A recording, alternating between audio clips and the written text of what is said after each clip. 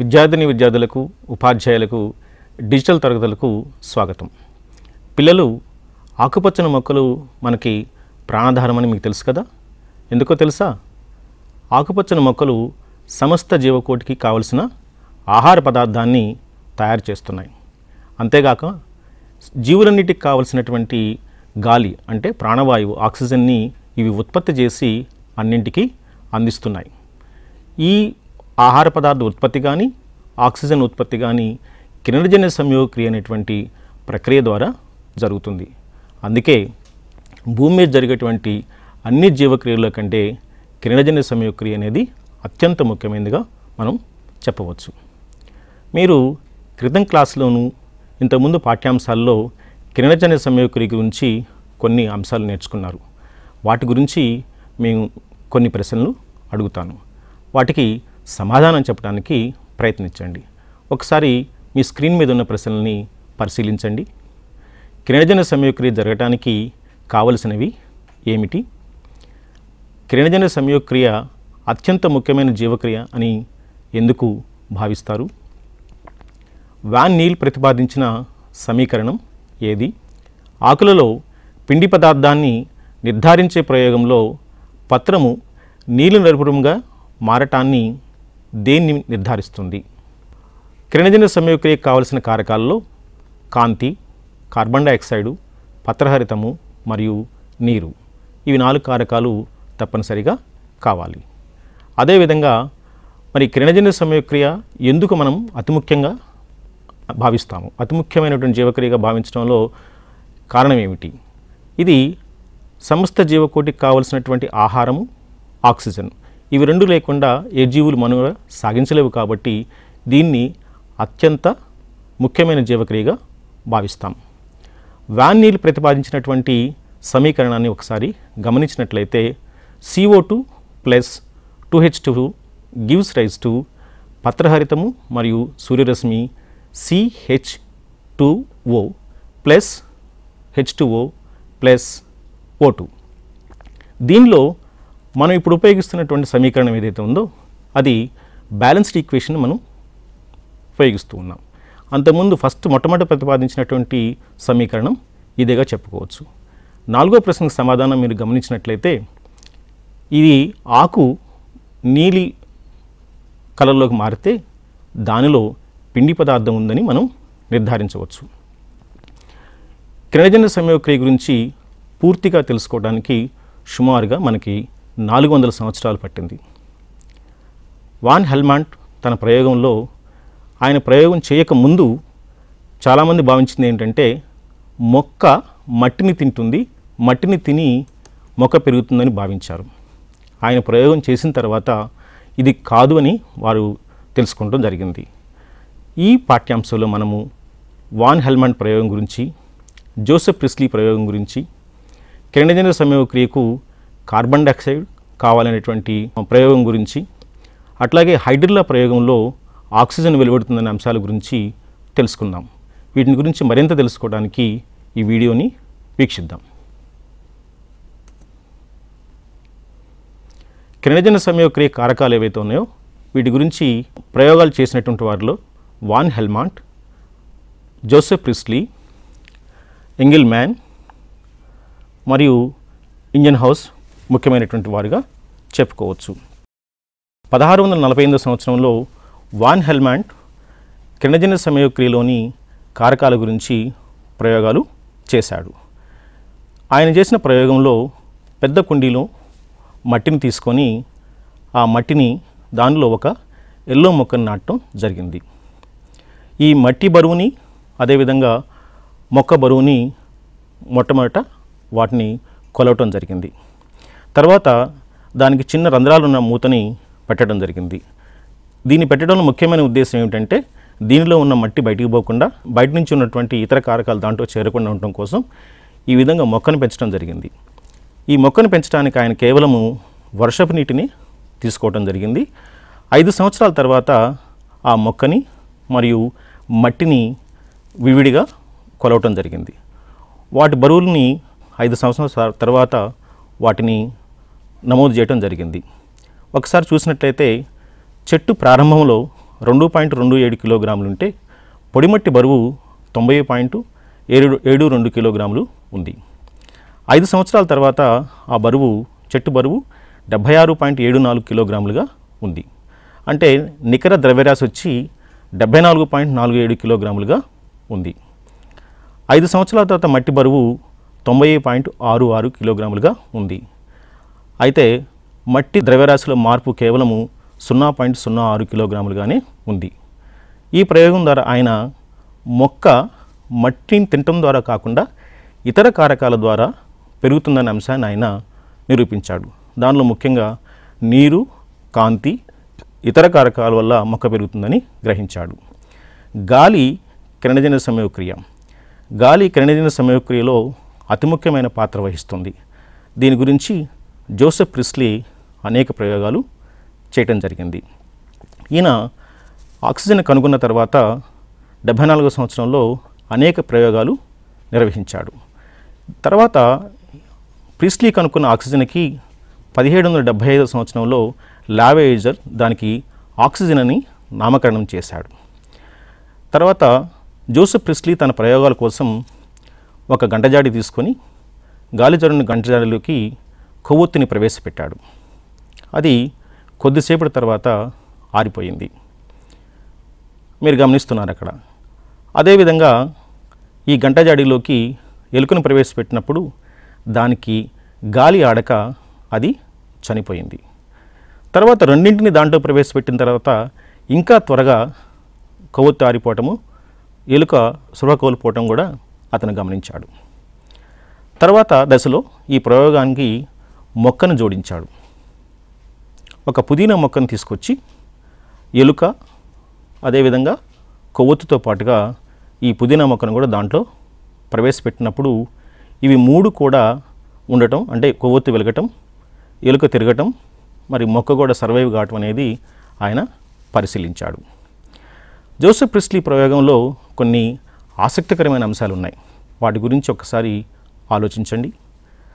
అదేవిధంగా ఈయన ప్రయోగంలో గంటజాడి వెలుపల నుంచి కొవ్వొత్తిని ప్రిస్లీ దాన్ని తొలగించకుండా ఎలా వెలిగించి ఉంటాడో మీరు ఆలోచించండి. కొవ్వొత్తికి, ఎలుకకు, పుదీనా మొక్కకు మధ్య సంబంధం ఏమిటో కూడా తెలుసుకోవడానికి ప్రయత్నం చేయండి. ఒకసారి ఈ మూడింటి మధ్య ఉన్న సంబంధాన్ని మనం తెలుసుకునే ప్రయత్నం చేద్దాం.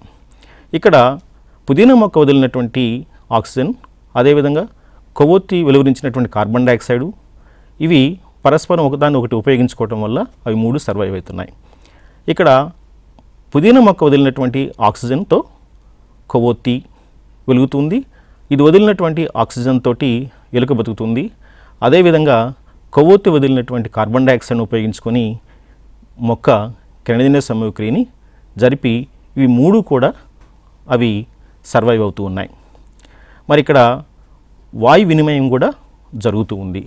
మొక్కల్లో ఉన్నటువంటి పత్రరంధ్రాలు, వేళ్లల్లో ఉన్నటువంటి ఈ కణజాలాల ద్వారా వాయు వినిమయం జరుగుతుంది. కిరణజన్య సంయోగక్రియలో కార్బన్ డైఆక్సైడ్ యొక్క ఆవశ్యకతను తెలుసుకోవడానికి ఒక ప్రయోగాన్ని మనం పరిశీలిద్దాం. దీనికి కావలసిన పరికరాలు: వెడల్పు మూత గల గాజు సీసా, పొటాషియం హైడ్రాక్సైడ్ ద్రావణము, పొడవాటి ఆకులున్న మొక్క, పెట్రీ డిష్, మిథైలేటెడ్ స్పిరిట్, పరీక్షణాళిక, త్రిపాది, బీకరు, రెండుగా చీల్చబడిన రబ్బరు బిరడ. ఈ ప్రయోగాన్ని మనకు ప్రత్యామ్నాయ పరికరాలతోటి చేద్దాం. మనకి అందుబాటులో కుండీలో పెరుగుతున్న మొక్క లేనప్పుడు మన పరిసరాల్లో కానీ పాఠశాలలో కానీ పెరుగుతున్నటువంటి మైదానంలో పెరుగుతున్న ఒక మొక్కని ఎంపిక చేసుకొని దాన్ని 2 రోజుల పాటు చీకట్లో ఉంచాలి. మనకు చీకట్లో ఉంచడం సాధ్యం కాదు కాబట్టి దానిపైన ఒక టబ్ కానీ లేకపోతే డబ్బా కానీ 2-3 రోజులు బోర్లించి చీకటి వాతావరణాన్ని కల్పించాలి. ఈ విధంగా చీకటి వాతావరణాన్ని కల్పించడం వల్ల దానిలో ఉన్న పిండి పదార్థం పూర్తిగా అయిపోతుంది. ఇక్కడ రబ్బర్ కార్క్ బదులుగా మనం థర్మాకోల్తో తయారు చేసినటువంటి కార్క్ను ఉపయోగించాం. దాన్ని 2గా చీల్చి ఇక్కడ ఒక పొడవాటి ఆకును తీసుకొని ఆ చీల్చినటువంటి బిరడా మధ్యలో ఆ ఆకును ఉంచి సగభాగము పరీక్షణాళికలో ఉండేటట్టు, సగభాగం బయట ఉండేటట్టు అమర్చాలి. దానికి ముందుగా మనము ఈ పరీక్ష నాళికలో పొటాషియం హైడ్రాక్సైడ్ ద్రావణాన్ని పోసుకోవాలి. ఇది దేనికి ఉపయోగపడుతుంది?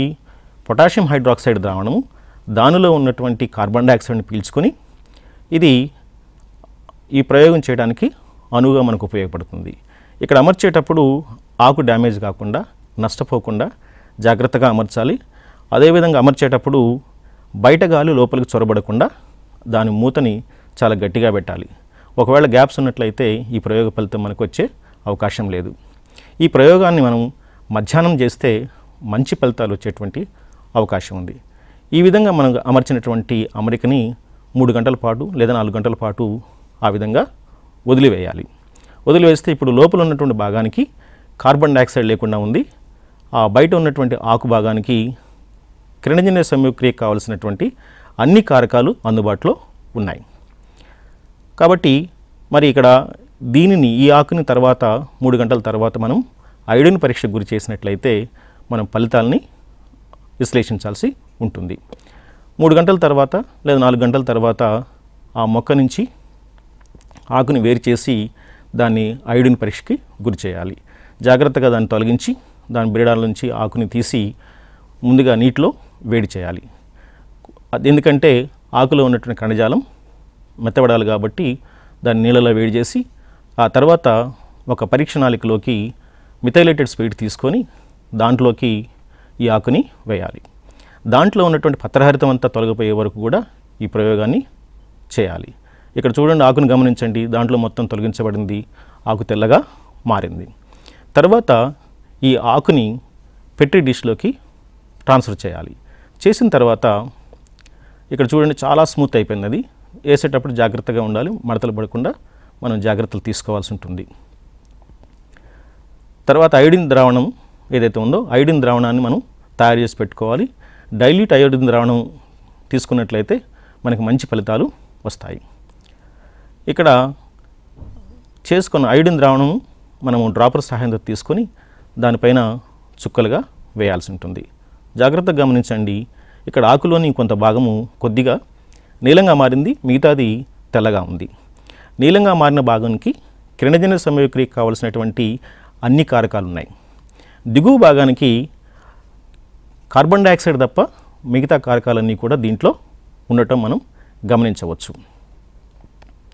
కాబట్టి ఈ ప్రయోగం ద్వారా మనం ఏం చెప్పొచ్చు? కిరణజన్య సంయోగక్రియకు తప్పనిసరిగా కార్బన్ డయాక్సైడ్ కావాలి అనేటువంటి అంశం మనకి నిరూపణ అయింది.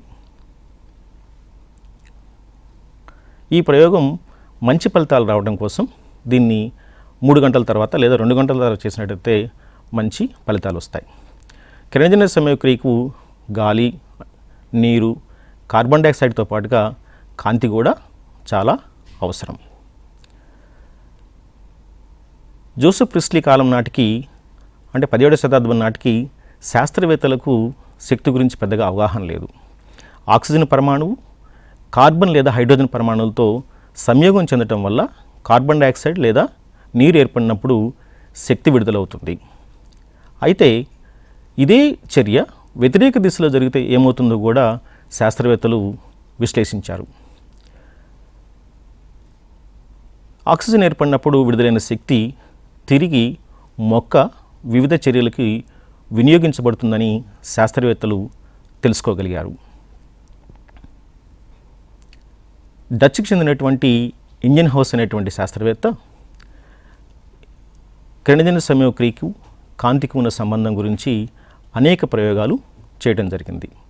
ఈయన హైడ్రిల్లా మొక్క వెలుగులో ఉంచినప్పుడు ఆకుపచ్చని భాగాల నుంచి నీటి బుడగలు రావడం గమనించాడు. ఇదే హైడ్రిల్లా మొక్కని చీకటిలో ఉంచినప్పుడు ఏ రకమైనటువంటి బుడగలు రాలేదు. అంటే ఈ బుడగలు ఏమిటో తర్వాత కాలంలో ఆయన తెలుసుకున్నాడు. ఇది ఆక్సిజన్గా ఆయన నిర్ధారించడం జరిగింది.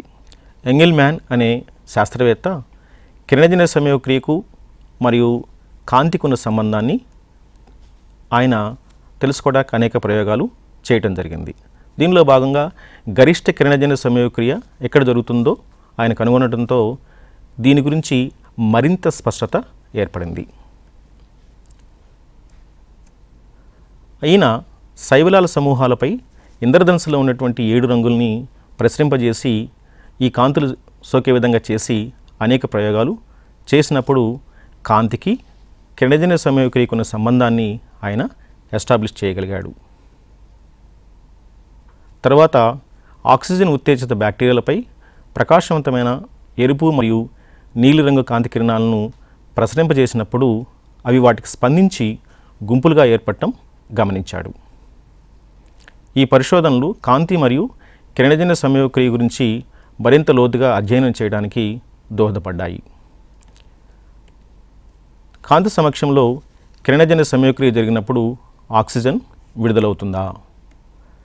ఈ ప్రశ్నకు జవాబు తెలుసుకోవడానికి మనం ఒక ప్రయోగాన్ని పరిశీలిద్దాం. దీన్నే మనము హైడ్రిల్లా ప్రయోగంగా చెప్పుకుంటాం. ఈ ప్రయోగానికి కావాల్సినటువంటి పరికరాలు ఫనల్ లేదా గరాటు, పరీక్షణాళిక, బీకరు, హైడ్రల్ లేదా ఎలోడియా మొక్క లేదా ఏ నీటి మొక్కను తీసుకున్నా మనకి సరిపోతుంది. చాలా ప్రాంతాల్లో హైడ్రిల్లా లేదా ఎలోడియా దొరకటం లేదు కాబట్టి నీటి మొక్కను తీసుకోవచ్చు. ప్రయోగ విధానానికి సంబంధించి ఈ హైడ్రిల్లా లేక ఎలోడియా మొక్కని వాటి కాండాలన్నీ తీసుకొని ఒకవైపు దారంతో కట్టి ఫనల్ లేక గరాటులో సన్న కాడ వైపు కాడలన్నీ వచ్చేటట్టు ఉంచాలి. తర్వాత బీకర్లో 3 వంతులు నీళ్లు తీసుకొని ఈ ఫనల్ని గరాటుని దానిలోకి నెమ్మదిగా ఉంచాలి. ఉంచేటప్పుడు ఖచ్చితంగా ఆ సన్నని కాడ భాగము మునిగి ఉండాలి. తర్వాత పరీక్షణాళిక తీసుకొని దానిలో నీళ్లు పోసి బొటనవేలుతో మూసి గరాటు పైన నెమ్మదిగా నీరు పోకుండా ఉంచాలి. ఇటువంటి ప్రయోగ అమరికల్ని 2 లేదా 3 తయారు చేసి పెట్టుకోవాలి. ఒకదాన్ని పూర్తిగా ఎండలోను, ఒకదాన్ని నీడలోను, మూడో దాన్ని కృత్రిమమైనటువంటి కాంతి అంటే ఎరుపు రంగు కాంతి కానీ, ఆకుపచ్చని కాంతి కానీ, నీలం రంగు కాంతిలో కానీ ఉంచాలి. తర్వాత దీంట్లో నీటి బుడగలు వెలువడేటువంటి రేటును మనం గమనించాలి. దేంట్లో ఎక్కువ నీటి బుడగలు వెలువడుతున్నాయి, దేంట్లో వాయువు ఎక్కువగా వెలువడుతుందో జాగ్రత్తగా పరిశీలించి ఈ పరిశీలనని నమోదు చేయాలి. 3 గంటల తర్వాత దేంట్లో ఎక్కువగా గాలి చేరిందో పరిశీలించండి. మనకి బయట ఉన్నటువంటి దాంట్లో, ఎండలో ఉన్న దాంట్లో ఎక్కువగా నీటి బుడగలు వస్తాయి. తర్వాత మనకి ఏ ప్రయోగంలో అమరికలో ఎక్కువ వాయువు చేరుతుందో గమనించిన తర్వాత ఆ వాయువు ఏంటో మనం నిర్ధారించవలసి ఉంటుంది. దాన్ని జాగ్రత్తగా తీసి బొటన వేలుతో అట్లాగే ఉంచి ఈ వెలువడిన వాయువు ఏమిటో నిర్ధారించడం కోసం మండుతున్న పుల్లను జాగ్రత్తగా దాని మూతి దగ్గరికి తీసుకొచ్చినట్లయితే అది బాగా ప్రకాశవంతంగా వెలుగుతుంది. ఈ విధంగా ప్రకాశవంతంగా వెలిగినట్లయితే అది వెలువడినటువంటి వాయువు ఆక్సిజన్ అని మనం నిర్ధారించవచ్చు. ఒకవేళ మీ ప్రాంతంలో హైడ్రిల్లా లేక ఎలోడియా మొక్కలు దొరకనట్లయితే ఇదే ప్రయోగాన్ని మీరు ఎలా చేస్తారో ఆలోచించండి. దీనికోసం ఒక ప్రత్యామ్నాయమైనటువంటి ప్రయోగాన్ని మీరు ఇక్కడ ఇచ్చాం, చూద్దాం. ఒక్కసారి మీ ప్రాంతంలో మురికి గుంటల్లో కానీ లేదా మంచినీటి గుంటల్లో కానీ దొరికేటువంటి పాచి కానీ, మీ తొట్టులో దొరికేటువంటి పాచి కానీ తీసుకొని ఖాళీ ఇంజెక్షన్ బాటిల్ని క్లీన్ చేసి ఆ బాటిల్లో ఈ పాచిని ఉంచాలి. దాని నిండా నీళ్లు పోసి అట్లాగే ఒక పెట్రీ డిష్ తీసుకోవాలి. ఈ పెట్రీ డిష్లో కూడా సగం వరకు నీళ్లు పోయాలి. నీళ్లు పడిపోకుండా, పాచి పడిపోకుండా జాగ్రత్తగా దాన్ని బోర్లిచ్చి ఆ పెట్రీ డిష్లో ఉంచాలి. ఈ అమరిక మొత్తాన్ని తీసుకొని వెళ్ళి ఎండలో ఉంచాలి. ఈ పాచి నుంచి మీకు నీటి బుడకలు రావటం మీరు జాగ్రత్తగా గమనిస్తారు. ఇప్పుడు ఇంతకుముందు చెప్పుకున్న హైడ్రిల్లా ప్రయోగాన్ని మీ ఉపాధ్యాయుని సహాయంతో జట్లుగా ఏర్పడి తప్పనిసరిగా మీ పాఠశాలలో ఈ ప్రయోగాన్ని నిర్వహించండి. ప్రయోగానికి సంబంధించినటువంటి పూర్తి నివేదికని మీ సొంత మాటల్లో రాయాలి. ఈ నివేదిక రాసేటప్పుడు మనం కొన్ని హెడ్డింగ్స్ని తప్పనిసరిగా రాయవలసి ఉంటుంది. ఈ ప్రయోగం యొక్క ఉద్దేశం రాయాలి, దీనికి కావలసినటువంటి పరికరాలు ఏమిటో రాయాలి, ఈ ప్రయోగ విధానాన్ని కూడా రాయవలసి ఉంటుంది. అట్లాగే మీరేం పరిశీలించాలో పరిశీలన కింద రాయాలి. తర్వాత పరిశీలించిన తర్వాత నిర్ధారణ, ఎలా ఆక్సిజన్ నిర్ధారించారో కూడా నిర్ధారణ హెడ్డింగ్ కింద రాయవలసి ఉంటుంది. అలాగే ఈ ప్రయోగంలో మీరు తీసుకున్న జాగ్రత్తలు ఏమిటో కూడా మెన్షన్ చేయాల్సి ఉంటుంది. ఈ అన్నిటితో అయిన తర్వాత ఈ రికార్డ్ని, నివేదికని ఉపాధ్యాయుని సహాయంతో మీ తరగతి గదిలో చర్చించండి. ఇది మీకు ఫార్మేటివ్ కింద ఈ నివేదిక మీకు సరిపోతుంది. విద్యార్థులు, ఇప్పుడు మీరు 2 ప్రయోగాలు చూశారు. ఒకదాన్ని ల్యాబ్ మెటీరియల్ లేకుండానే ప్రత్యామ్నాయ పరికరాలతోటి చేయడం జరిగింది. కిరణజన్య సంయోగక్రియకు కార్బన్ డైఆక్సైడ్ ఆవశ్యకమైనటువంటి ప్రయోగంలో మీరు చూసినట్లయితే కుండీలో మొక్కను మనం ఉపయోగించలేదు, బయట మొక్కను ఉపయోగించాము. అదేవిధంగా చీకట్లో పెట్టడానికి బదులుగా దానికి చీకటి అట్మాస్ఫియర్ని కల్పించాము. అదేవిధంగా రబ్బర్ బీడా దొరకకపోతే మన ధర్మాకోలు బీడాని ఉపయోగించాము.